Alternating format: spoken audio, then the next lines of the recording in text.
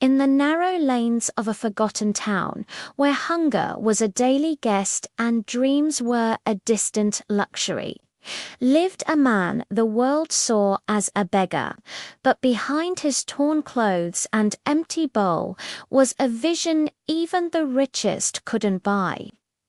This is the story of a man who built a school, not from bricks of wealth, but from fragments of hope. His name was Karim. Orphaned at 7, he grew up on the streets, his home a pavement.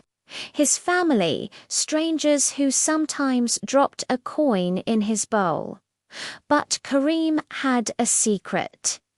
Every night, under a street lamp, he would look at children in clean uniforms going to school, and his heart would ache, not for food, but for knowledge. One day, he mustered courage and stood outside a school gate, peering in. The guard shooed him away. "Beggars don't belong here," he said. Karim walked back, but that day a quiet fire ignited in his soul.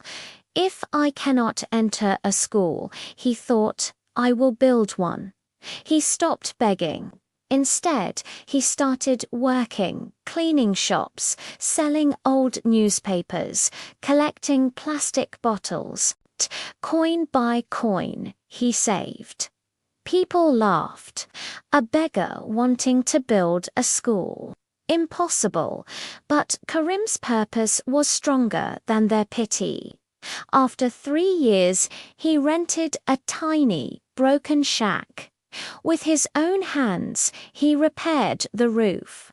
He collected thrown-away books, broken chalk pieces, and torn mats.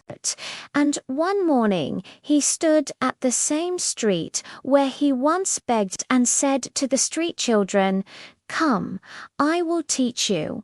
There were no benches, no fancy boards, but there was love. Word spread.